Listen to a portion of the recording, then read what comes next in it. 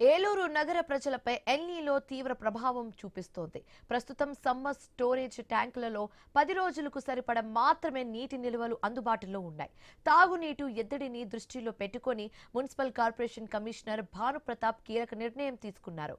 ఈ నెల 22 నుంచి 4 రోజుల పాటు కేవలం ఉదయం పూట మాత్రమే మంచినీటి సరఫరా చేస్తామని వెల్లడించారు.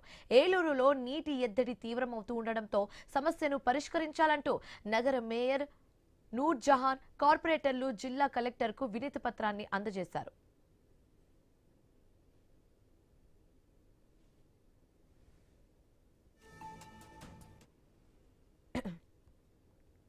విషయంలో మరి గత 2 సంవత్సరాల నుంచి కూడా మరి మా పాలకవర్గం కానివ్వండి అధికారులు కూడా ఎంతో కష్టపడాల్సినటువంటి పరిస్థితి.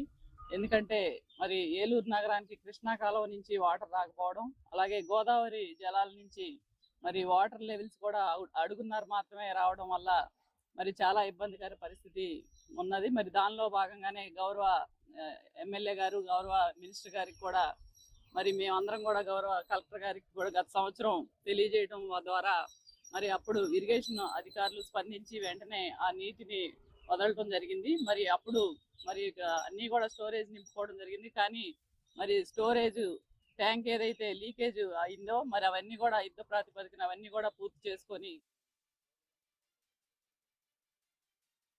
ఏలూరు కార్పొరేషన్కి మొదటి నుంచి కూడా ఎంత వేసవి కాలంలో అయినా 2 పూట్ల కూడా పట్టణ ప్రజలకి తాగునీరు అందించేటువంటి అవకాశాలు కలిగినటువంటి నగరపాలక సంస్థ ఇది. ఆ విధంగా ఇప్పటి వరకు కూడా ఎంత వేసవి కాలంలో అయినా కానీ 2 పూట్ల ప్రజలకి తాగునీరు అందిస్తూ ఎలాంటి బ్రేక్ లేకుండా